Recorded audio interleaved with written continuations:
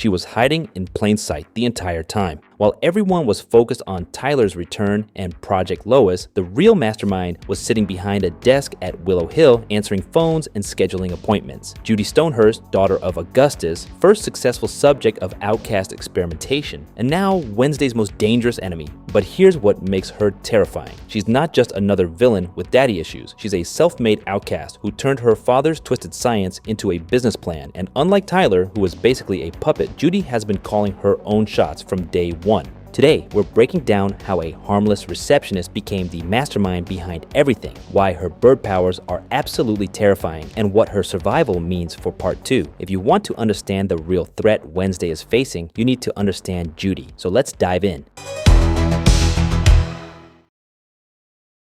Let's start with the obvious question. How did no one see this coming? Judi's introduction is brilliant misdirection. Soft-spoken receptionist, professional smile, the kind of person you completely forget about 5 minutes after meeting her. Even Wednesday, who literally suspects everyone treated her like background noise. But that wasn't an accident, that was calculated. Think about it, Judi had been watching Nevermore students for years. She knew exactly how they operated, what they looked for, what set off their red flags. She designed her whole persona to slip under their radar, while Tyler was making dramatic entrances and Laurel was playing the obvious, quirky teacher card. Judi was perfecting the art of being invisible. It's honestly genius when you think about it. Here's where Judi's story gets really messed up. Augustus Stonehurst wasn't just any mad scientist. He was a guy obsessed with becoming something he could never be. A normie desperate to join the outcast world, no matter how many people got hurt. His experiments on himself were total failures, painful, humiliating failures that eventually drove him completely insane. But before he lost it entirely, he had one success, his own daughter. Judi became proof that Augustus's experiments actually worked. A normie transformed into an aviary, one of the rarest outcast types, with the ability to control entire flocks of birds. But here's what makes her different from other created outcasts. She remembers what it was like to be powerless. She knows both sides, and that knowledge turned her into something way more dangerous than her father ever imagined. When Augustus had his breakdown and became a patient at his own facility, most people would have walked away. Judi saw an opportunity. She didn't just continue Project Lois, she completely reimagined it. Where Augustus saw scientific achievement, Judi saw dollar signs.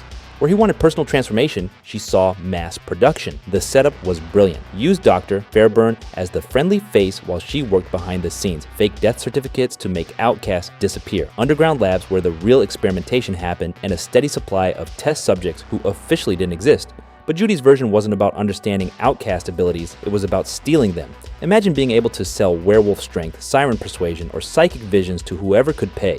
She wasn't just creating outcasts, she was building a supernatural market. What makes Judi genuinely terrifying isn't just her powers, it's how methodical she is. She doesn't strike on impulse, she studies, she waits, she plans everything out. Look at how she handled Sheriff Galpin and Carl Bradbury. They were getting too close to the truth, so she took them out.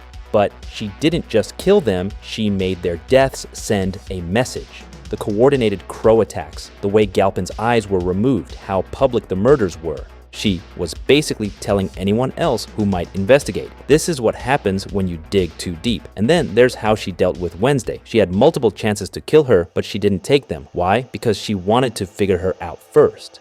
She wanted to know what made Wednesday tick, what her weaknesses were, how she could be controlled or eliminated. That's not typical villain behavior. That's predator behavior. Let's talk about why Judi's abilities are so uniquely horrifying. Most outcasts have straightforward powers. Werewolves transform, sirens mess with minds, psychics see visions. Judi controls murder weapons. Her birds aren't just animals, they're living weapons. They can spy, attack, create chaos, or execute surgical strikes. And they're literally everywhere. Think about the psychological impact. How do you feel safe when every crow outside your window could be reporting back to your enemy? How do you make plans when your opponent might be watching through dozens of different eyes? But here's what's even scarier. Judi's control goes way beyond normal animal behavior. She can make her birds do things that go against their instincts. Coordinated attacks, complex surveillance, even self-destruct missions if needed. She's not just communicating with animals, she's turned them into extensions of herself. The Willow Hill breakout should have been game over for Judi. Lab destroyed, subjects freed, father dead, cover blown. Any normal villain would disappear and start over somewhere else. But Judi isn't normal. She's evolved past needing any of that stuff.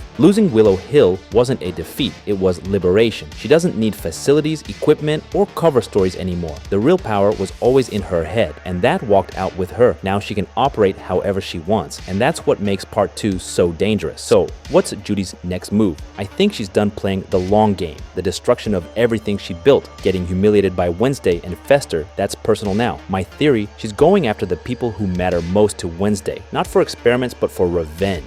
Enid, Thing, maybe even Morticia and Gomez. She'll use her birds to watch them, learn their patterns, and then strike when they're most vulnerable. But there's another possibility that's even more terrifying. What if she's not done with Project Lois? What if the real plan was never about the facility, but about perfecting herself? We know she can control birds, but what if that was just phase 1? What if she's been experimenting on herself, adding new abilities, becoming something beyond any single outcast type? Here's why Judi is more dangerous than any villain Wednesday has faced. She actually understands the game. Tyler was powerful, but controlled by others. Laurel Gates was smart, but completely obsessed. Judi is both intelligent and independent. She's patient, resourceful, and has proven she can adapt and survive pretty much anything. She's also the first villain who really gets Wednesday. She sees her as a kindred spirit, someone willing to break rules, someone who operates outside normal boundaries. That understanding means she can predict Wednesday's moves and counter them. But most importantly,